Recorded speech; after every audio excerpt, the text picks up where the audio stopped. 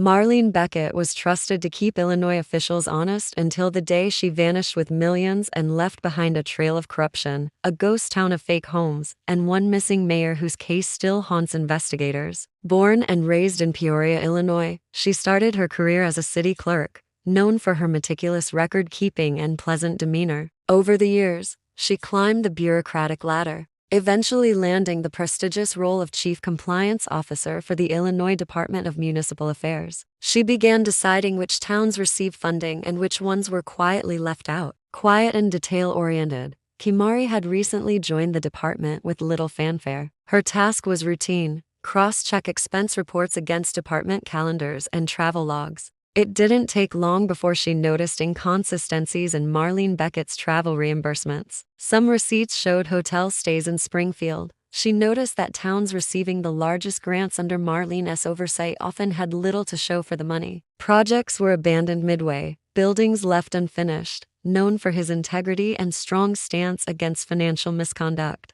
he had grown increasingly wary of the influence Marlene Beckett held over grant disbursements and development approvals. The acting mayor appointed after Jacob's disappearance suddenly approved the controversial grant conditions without public review. The funds were distributed within 48 hours, and work began immediately using contractors with vague affiliations. When questioned, the interim mayor claimed the town couldn't afford more delays. No foul play was ever confirmed, and the case of Mayor Reinhold was quietly pushed into the background. His town had applied for a major revitalization grant to repair aging infrastructure, but Marlene's office delayed approval for months. When the funding was finally released, it came with strings-attached clauses that redirected portions of the grant to third-party consultants Jacob had never heard of. He refused to sign off on the final agreement and began preparing a formal complaint, and budget details obscured in paperwork. Yet Marlene's name was always present on the approval forms, each time with official justification attached.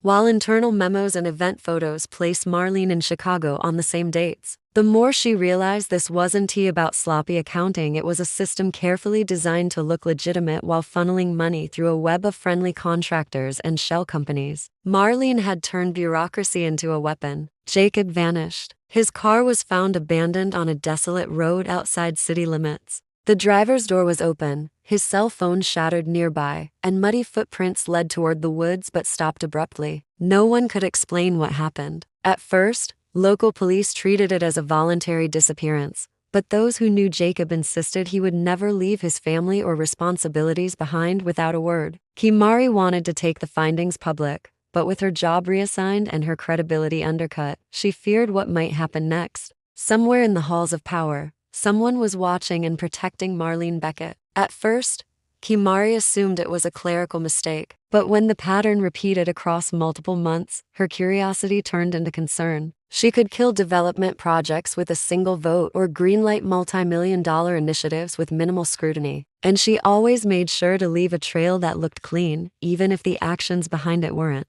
Instead, the report was quietly marked as inconclusive, and she was advised to focus on more pressing audits. Days later, Kimari was transferred to a completely unrelated department with no explanation. It was clear her report had touched a nerve. Marlene Beckett had transformed from a loyal public servant into someone who used the law not to protect people but to protect herself. No one knew it yet, but the foundation she had built was starting to crack. Her job gave her sweeping authority to oversee city budgets, approve grants, and investigate corruption. To the public, Marlene was a symbol of transparency and reform. One construction permit caught her attention, a multi-million-dollar contract awarded to a company listed as Stone Ridge Logistics. When Kimari tried to verify the company, she found a disconnected phone number and a website with placeholder text. A search of the state's business registry showed that the company's owner had the same last name as Marlene's former husband. Another vendor shared an address with her cousin's used car dealership.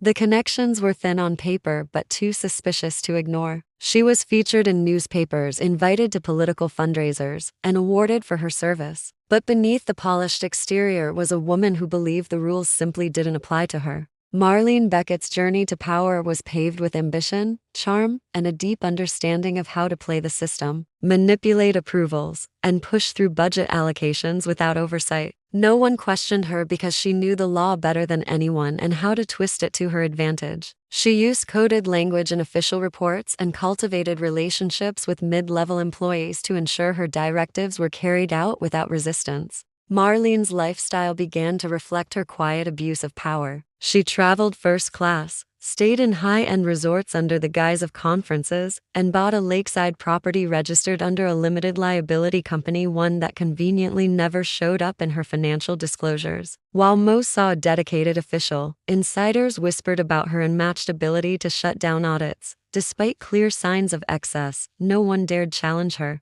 The few who raised concerns were either transferred, discredited, or left the department altogether. She operated with an unsettling confidence, knowing the very people who could investigate her were often the ones who owed her favors. With each in-check decision, Marlene became more emboldened. She believed her position placed her above consequence. Her influence reached far beyond paperwork and budget meetings. The first sign that something was wrong came from an unlikely source, a junior auditor named Kimari Green. Digging deeper, Kimari began to compare permit approvals and vendor contracts Marlene had signed off on. Kimari compiled her findings and submitted a flagged report to her supervisor, expecting an investigation to follow. While the official channels failed her, Kimari didn't stop investigating. Using public records and archived grant databases, the deeper Kimari looked, Mayor Jacob Reinhold of Autumn Falls was the kind of leader who believed in transparency. Just days before he was scheduled to travel to Springfield with his documentation, as investigators searched for answers, a strange series of events unfolded. The acting mayor appointed after Jacob's disappearance suddenly approved the controversial grant conditions without public review. The funds were distributed within 48 hours, and work began immediately using contractors with vague affiliations. When questioned, the interim mayor claimed the town couldn't afford more delays. No foul play was ever confirmed, and the case of Mayor Reinhold was quietly pushed into the background.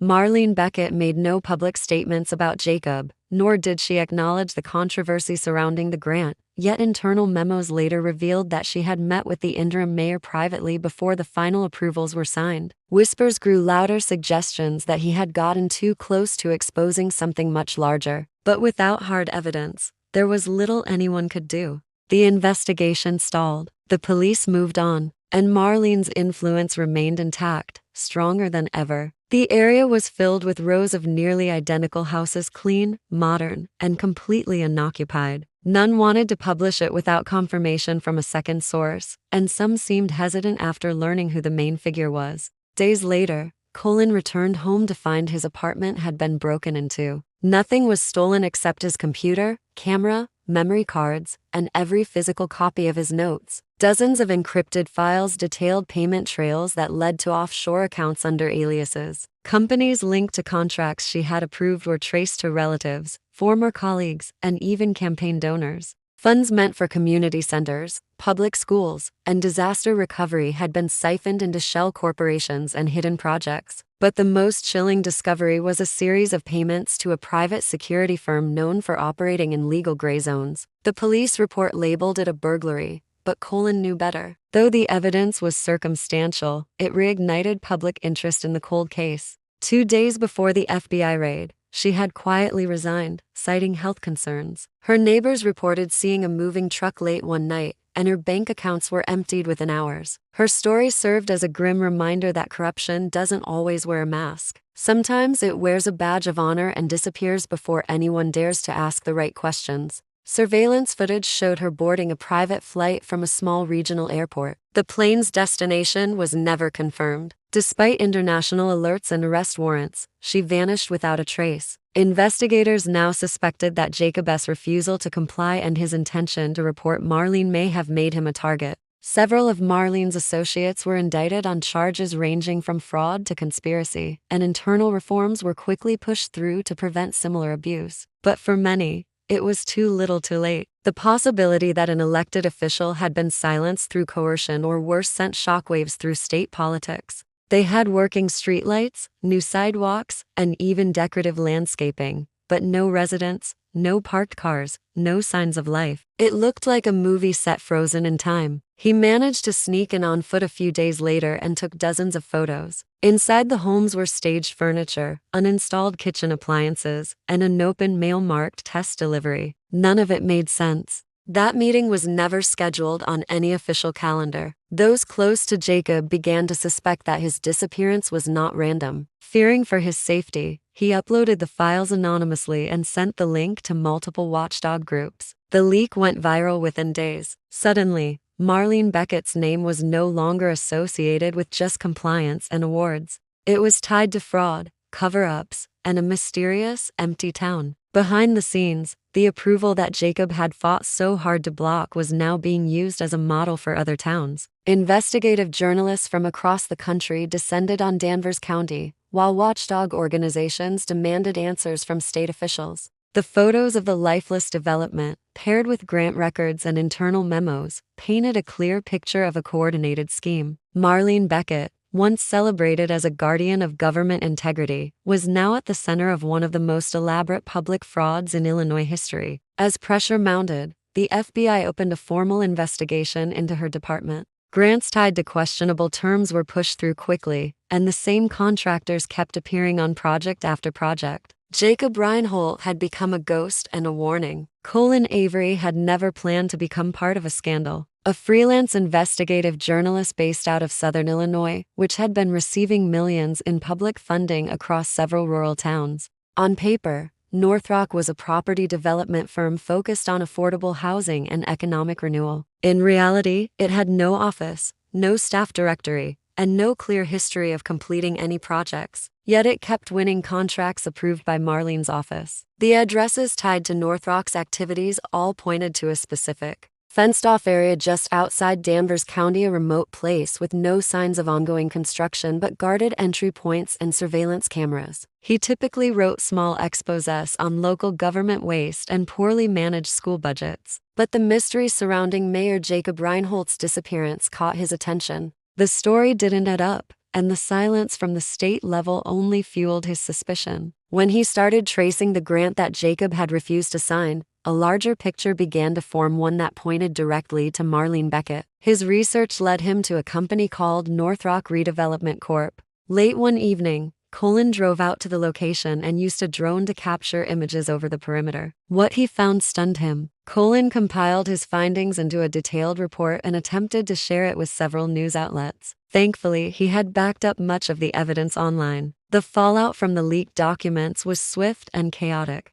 Search warrants were executed at multiple locations, including Marlene's office and her private residence. What investigators uncovered was staggering. That same firm had a documented presence in the area on the night Mayor Jacob Reinhold disappeared. Marlene Beckett, however, was nowhere to be found. Public trust in the Department of Municipal Affairs crumbled. Marlene became a ghost, an icon of how power, when left unchecked, can twist even the most noble roles into something dangerous.